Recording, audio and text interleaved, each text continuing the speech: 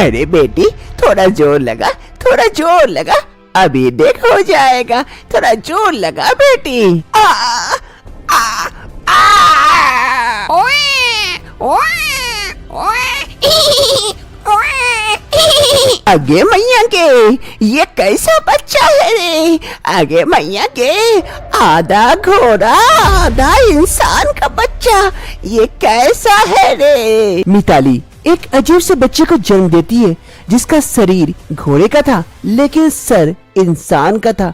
ये देखकर दाई माँ काफी डर जाती है और बच्चे को वहाँ रखकर भाग खड़ी होती है। दाई माँ कहाँ जा रहे? दाई माँ, अरे ये मेरा बच्चा कैसा हुआ है? आधा शरीर घोड़े का आधा इंसान का। तभी बाहर से आवाज आती है। अरे हाँ सुल्तान, मुझे पता है, तुम्हें पता चल गई कि बच्चा हुआ है। आओ अंदर आओ, देखो तुम्हारा बच्चा हुआ है। मिताली की बात सुन बाहर खड़ा सुल्तान काफी खुश हो जाता है। वो धीरे धीरे घर के अंदर आ जाता है। अरे हाँ सुल्तान, ये तुम्हारा ही बच्चा है, देखो कितना प्यारा सा बच्चा हुआ है। तभी दरवाजे पर दो गांव वाले आ पहुँचते हैं। अरे कोई है घर पर? कोई है? अरे हाँ भैया, मैं हूँ, बताइए क्या हुआ? गांव में पंचायत बुलाई गई है तुम्हारे खिलाफ, जल्दी से वहां आओ। लेकिन मेरे खिलाफ क्यों? क्या कर दिया मैंने? वो तुम्हें वहीं आकर पता चलेगा, जल्दी आओ। ये कहकर वो गांव वाले दोनों वहाँ से चले जाते हैं और इधर मिताली, अरे सुल्तान तुम अपने बच्चे को देखो, इसका ध्यान रखो। गांव में पंचायत बुलाई गई है मेरे खिलाफ, देखती हूँ मेरे खिलाफ किसने क्या कह दिया है। मैं जाकर आती हूँ, तब तक तुम इसका ध्यान रखना। सुल्तान घर पर ही रुकता है और इधर मिताली गांव के पंचायत में शामिल होने के लिए जाती है। सभी गांव वाले गांव के बीचों बीच एक बड़ा सा वृक्ष था जहां पर सभी कोई मौजूद थे और वहीं पर मिताली का इंतजार हो रहा था। तभी वहां पर मिताली आती है। लीजिए पंचायत जी, आ गई महारानी। अभी अभी मैं देख के आई हूँ, ये एक घोड़ा और इंसान के बच्चे को पैदा किए। अब पूछिए जरा, ऐसा क्या कांड करती है घर पर? इंसानों की कमी हो गई थी क्या? अरे चाची, ये क्या कह रही हैं आप? पागल हो गई है, कुछ भी कह रही है। अरे मिताली, अगर तुम्हें इस गांव में रहना है तो गांव के नियम कानून मानकर चलना होगा। अब बताओ, तुम्हारे पेट से घोड़ा और इंसान का बच्चा क्या सच में पैदा हुआ है? हाँ, लेकिन ये तो लेकिन वेकिन क्या? अब सबको पता चल गया है कि तुम्हारा उस घोड़ा के साथ कुछ संबंध है। इस गांव में इंसानों की कमी हो गई थी क्या, जो तुम उस घोड़े के साथ? ची ची ची ची, हमारा गांव बदनाम हो जाएगा अगर ये खबर गांव के बाहर गई तो।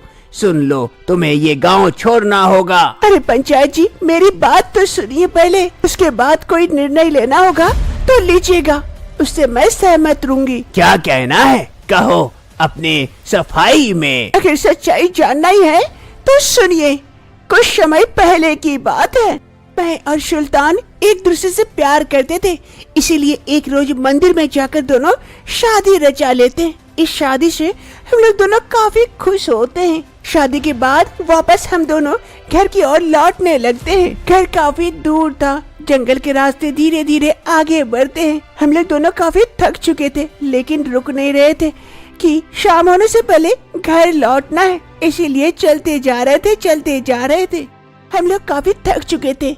उसके बाद एक नदी किनारे रुक जाते हैं। सुल्तान, और चल नहीं पा रही हूँ, काफी थक चुकी हूँ, यहाँ थोड़ा सा आराम कर लेती हूँ, फिर आगे चलूंगी। हाँ मिताली, सही कह रही हो, यहाँ थोड़ा सा आराम कर लेते हैं, काफी गर्मी भी लग रही है। एक काम करो, तुम यहाँ बैठो, मैं तब तक नदी में नहा लेता हूँ। फिर मिताली नदी किनारे बैठती है और सुल्तान नहाने के लिए नदी में उतर जाता है। अरे मिताली, काफी ठंडा पानी है, काफी मजा आ रहा है। हाँ सुल्तान, जल्दी से नहा के बाहर आओ, हमें काफी दूर जाना है शाम होने से पहले। अरे मिताली, काश कि मैं घोड़ा होता, तुम्हें पीठ पर बैठा के दौड़कर घर लेके चला जाता। हाँ पता है, अभी तो तुम इंसान हो, जल्दी बाहर आ जाओ। ये कहने के बाद जैसे ही सुल्तान डुबकी लगाता है और पानी से जब बाहर निकलता है, उसका शरीर परिवर्तन हो चुका था। वो इंसान से घोड़ा बन चुका था। ये देखकर मिताली आश्चर्यचकित हो जाती है और काफी डर जाती है। अरे सुल्तान, ये क्या हो गया तुम्हें? तुम घोड़ा कैसे बन गए? सुल्तान, सुल्तान कहाँ हो तुम? सच में क्या तुम घोड़ा बन गए हो या कहीं मुझसे मजाक कर रहे हो सुल्तान?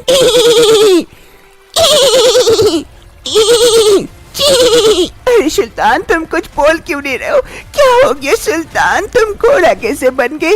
वापस इंसान कैसे बनोगे सुल्तान? कुछ करो ना, मुझे काफी डर लग रही है सुल्तान। हे ऊपर वाले, मेरी मदद करो, मेरी मदद करो। सुल्तान एक घोड़ा बन चुका था। ये देखकर मिताली काफी डर जाती है और रोने लगती है। मिताली की रोने की आहट सुन और उसे दुख में देखकर नदी से एक जलपरी बाहर आती है। अरे तुम रो क्यों रही हो? क्या हो गया? तुम्हारी इच्छा की तो पूर्ति हुई है। अरे तुम कौन हो? पानी से कैसे बाहर आई?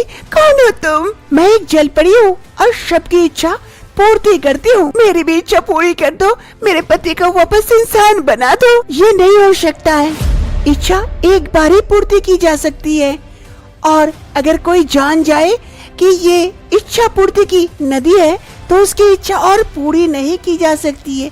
जैसे तुम्हारे पति ने इच्छा जताई थी घोड़ा बनने की और डुबकी लगाई, जिस कारण उसकी इच्छा पूरी हो गई, वो घोड़ा बन चुका है। क्या मेरे पति और कभी भी इंसान नहीं बन सकते? हमेशा घोड़ा ही बने रहेंगे? नहीं, एक ही रास्ता है। अगर कोई निष्पाप और कोई लोभ लालच न करने वाला इंसान तुम्हारे पति जो घोड़ा बन चुके हैं उसे छू ले तो वापस से ये इंसान बन सकते हैं, लेकिन उससे पहले कभी नहीं बनेंगे। ये कहते हुए वो जलपरी वापस से जल के अंदर चली जाती है और इधर मिताली के पास और कोई दूसरा रास्ता नहीं था कि सुल्तान को वापस से इंसान बना दे, इसीलिए वो सुल्तान के साथ वहाँ से चली जाती है। मिताली सुल्तान को घर लेके आ जाती है। अब वो सुल्तान के साथ अकेले इस घर में रहने लगती है। सुल्तान को समय समय पर हरे हरे घासें देती है। सुल्तान इंसान की भाषा बोल नहीं पाता है, वो घोड़े की भांति हिन हिन करता है। सुल्तान, न जाने तुम वापस से कब इंसान बन पाओगे? कब से देखे हुए तुम्हें। हाँ बताओ सुल्तान, तुम भी इंसान बनना चाहते हो? अब से मिताली हर सुबह शाम सुल्तान जो घोड़ा बन चुका था उसे घुमाने के लिए घर से बाहर लेके जाते हैं। गांव के रास्ते गांव वाले उसे देखकर थोड़ा थोड़ा शॉक्ड होते हैं। अरे मिताली, ये क्या घोड़ा पाली हो? सभी कोई तो कुत्ते गाय पालते हैं, तुम घोड़ा क्यों पाली हो? ये किस काम का? अरे चाची, मुझे घोड़सवारी का बहुत शौक है, इसीलिए तो घोड़ा पाली हूँ। लेके जाती हूँ हर रोज घोड़सवारी करने के लिए। चलो अच्छा है, हर किसी का शौक अलग अलग होता है, तुम्हारा भी अजीब सा शौक है, रखो घोड़ा। फिर मिताली सुल्तान को लेकर वहाँ से चली जाती है।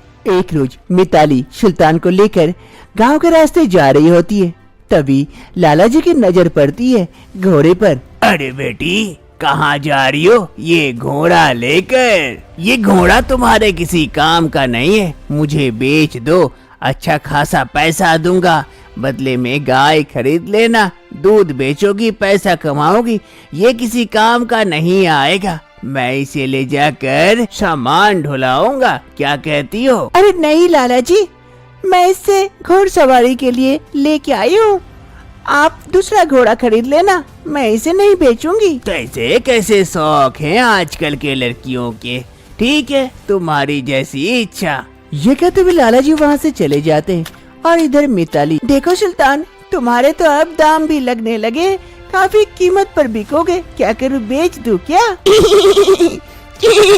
अरे नहीं बाबा, नहीं, मजाक कर रही थी, नहीं बेचूंगी, चलो घर चलते हैं। फिर सुल्तान और मिताली दोनों घर की ओर चल देते हैं। वर्तमान समय सभी गांव वाले मिताली की ये कहानी सुनने के बाद चुप हो जाते हैं। अरे नहीं बेटी, हमसे गलती हो गई, हम तुम पर बेकार में शक कर बैठे, हमें माफ कर देना। अरे हाँ बेटी, हमसे सच में गलती हो गई बड़ी, तुम इंतजार करो, जरूर एक न एक दिन तुम्हारा पति वापस से इंसान जरूर होगा, तुम्हें जरूर मिलेगा। मिताली और कुछ नहीं कहती है, वहाँ से लौट जाती है।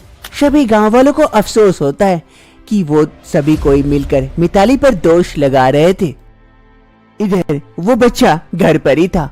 सुल्तान धीरे धीरे उस बच्चे के पास आता है, उससे खेलने की कोशिश करता है और तभी वो बच्चा सुल्तान को छू लेता है। जैसे ही वो बच्चा सुल्तान को छूता है, सुल्तान जो घोड़ा बन चुका था उसके शरीर में अजीब सी हलचल होने लगती है। वो छटपट छटपट करने लगता है और देखते ही देखते वो वापस से इंसान रूप में आ जाता है। सुल्तान के इंसानी रूप आते ही वो बच्चे के शरीर में भी कुछ हलचल होने लगती है और देखते ही देखते वो बच्चा भी पूरी इंसान के बच्चे का रूप धारण कर लेता है। तभी वहाँ पर मिताली आती है। मिताली जैसे ही घर के अंदर आती है, सुल्तान को देखकर आश्चर्यचकित हो जाती है। अरे सुल्तान, सुल्तान तुम ठीक हो गए सुल्तान? कब से मैं इस दिन का पल का इंतजार कर रही थी कि कब तुम्हें वापस इंसान रूप में देखूंगी, और आज अंत तक ये दिन आ ही गया। लेकिन तुम ठीक कैसे हुए सुल्तान? और हमारा बच्चा कहाँ है? और सुल्तान ये किसका बच्चा है? अरे मिताली, तुम्हारे जाने के बाद मैं इस बच्चे के साथ खेल रहा था। खेलते ही खेलते इस बच्चे ने मुझे छू लिया और जैसे ही छुआ मेरे शरीर में अजीब सी चीज होने लगी और मैं इंसानी रूप में आ गया। और उसके बाद देखते देखते ये बच्चा भी पूरी इंसानी रूप में आ गया। अरे सुल्तान, जरूर ऊपर वाला हमारी परीक्षा ले रहे थे। आज देखो मैं भी वहाँ से परीक्षा देके आई हूँ पूरे गांव वालों के सामने, और आज देखो आकर मुझे सब कुछ मिल गया वापस से। मेरा पति इंसानी रूप में और एक बच्चा भी जो आधा घोड़ा और इंसान का बना था वो भी इंसान का बन गया। मैं काफी खुश हूँ सुल्तान तुम दोनों को पाकर। सुल्तान इंसान बन चुका था, उसका बच्चा भी वापस से ठीक हो चुका था। मिताली अब अपने पति और बच्चे के साथ आगे की जिंदगी अब खुशी खुशी बिताती है। अरे इन कपड़ों में मैं खाना कैसे बनाऊं? काफी दिक्कत है। इन कपड़ों को मैं उतार देती हूँ। शीला अपने कपड़े उतार देती है और विकनी में बैठ जाती है खाना बनाने के लिए। रोटियां तल रही होती है, तभी उसका ससुर जी आते हैं। अरे बहू एक रोटी देना। अरे बहू, अरे राम राम राम राम, मैंने क्या देख लिया? अरे पापा रोटी तो लेते जाइए।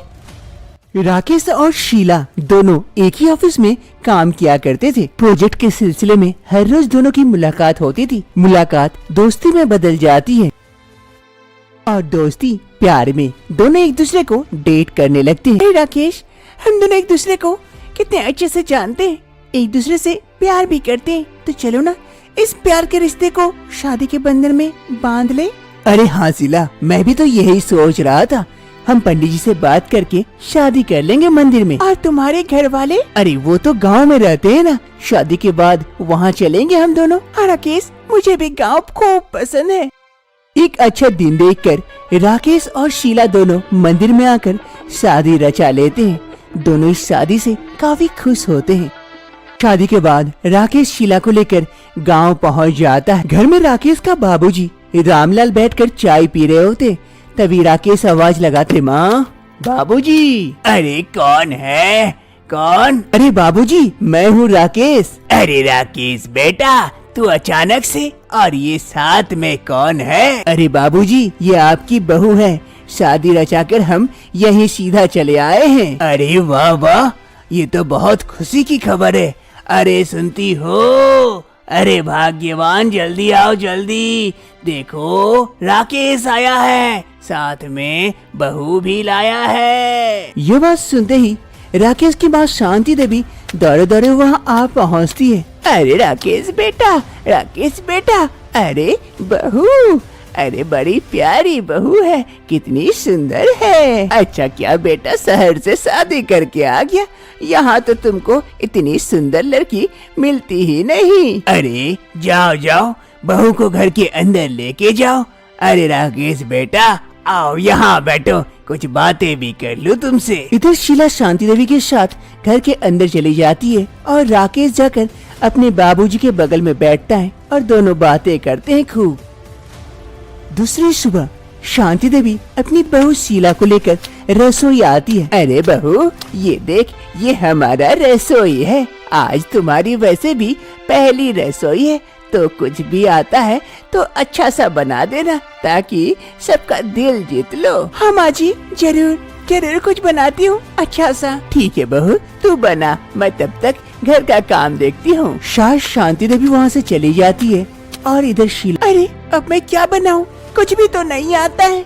सुनी थी रोटी कैसे होती है, वही बनाती हूँ, लेकिन इतनी ज्यादा गर्मी अब मैं बर्दाश्त नहीं हो रही है। क्या करूँ, कुछ समझ नहीं आ रहा है। फिर शीला जाकर रोटी बनाने लगती है।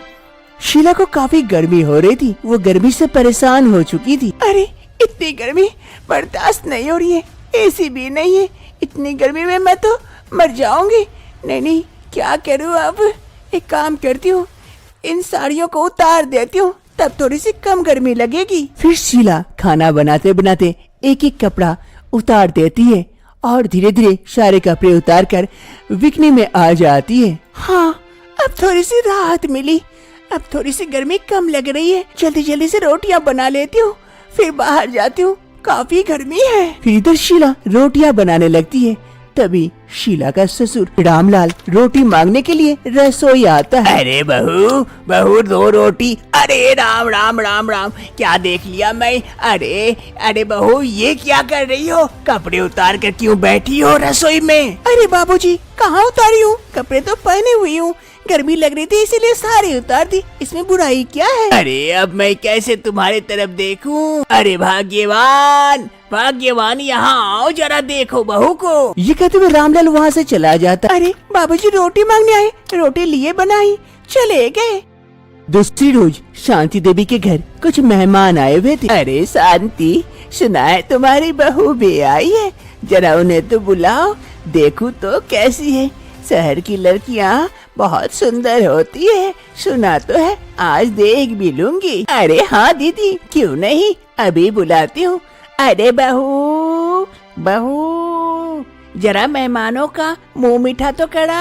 सभी को इधर बात कर रहे होते हैं, तभी शीला लड्डू लेकर वहाँ पहुँचती है। अरे चाची, ये लीजिए लड्डू, मुंह मीठा करिए। सभी कोई शीला को घूर घूर के देखते हैं, क्योंकि शीला रसोई में काम कर रही थी। गर्मी के वजह से सारे कपड़े उतारकर बिकनी में आ जाती है, यहाँ सबके सामने। अरे शांति, ये क्या, कैसी रे बेशरम बहू लेके आई, ऐसे क्या कोई मेहमान के सामने आता है कपड़े उतार कर। छी छी छी, हम तो सोचे थे शहर की लड़कियाँ अच्छी होती है, सुंदर होती है, ये तो बेशरम है, बेशरम बहू लेके आई। अरे हाँ शांति, ये कैसी बहू लेके आ गई तू, बेशरम जैसी, सबके सामने ऐसे कपड़े उतार के आ गई। छी छी छी, इसे देखकर तो हमें ही शर्म आ गई, हम चलते हैं, चलिए। शीला की करतूत देख शांति देवी के दोनों मेहमान वहाँ से चले जाते हैं। शांति देवी को बड़ा ही खराब लगता है और गुस्साते हुए वो वहाँ से चली जाती है। दूसरी रोज रसोई में शीला खाना बना रही होती है, तभी वहाँ पर राकेश पहुँचता। अरे शीला, माँ वो कह रही थी कि अरे ये क्या, तुम सच में बिकनी में ऐसे क्यों बना रही हो, घर में ऐसे कोई कपड़े पहनता है क्या। अरे राकेश, तो मैं क्या करूँ, इतनी गर्मी बर्दाश्त नहीं हो रही है, जैसे लग रहा है कि मैं यही मर जाऊंगी। अब सारे कपड़े पहन के अगर खाना बनाई तो कैसे, कम से कम कोई नहीं समझ रहा है, तुम तो समझने की कोशिश करो, इतनी ज्यादा गर्मी है और ऊपर से खाना भी बनाना है, कैसे करूँ राकेश, तू भी बताओ। हाँ शीला, ये बात तो सही है, रसोई में और ज्यादा गर्मी बढ़ गई है, अब तो यहाँ रहना ही मुश्किल है, तुम तो खाना भी बना रही हो, देखता हूँ क्या कर सकता हूँ मैं। राकेश शीला की गर्मी से राहत के लिए सारा खाने का सेटअप छत पर कर देते हैं और एक तिरपाल भी लगा देते हैं, जिससे उसे गर्मी से भी राहत मिले। अरे शीला, अब तो गर्मी नहीं ना लग रही है। अरे नहीं राकेश, इसीलिए तो देखो ना, साड़ी पहन के खाना बना रही हूँ। थैंक यू राकेश, इतना मेरे लिए सोचने के लिए। शीला सबके लिए खाना बनाई थी, सभी कोई खाने की खूब तारीफ करते हैं और शीला पूरे कपड़े में साड़ी पहन कर आई थी। ये देखकर उसकी सास भी काफी खुश होती है। माँ जी, और पनीर की सब्जी दूं? अरे नहीं नहीं बहू, आज तो ऐसे ही मन भर गया और खाना भी बहुत ही अच्छा बना है। अब शीला को और गर्मी नहीं होती है रसोई बनाते समय, क्योंकि वो छत पर खाना जो बनाती है और अपने परिवारजनों के साथ खुशी खुशी आगे की जिंदगी बिताती है।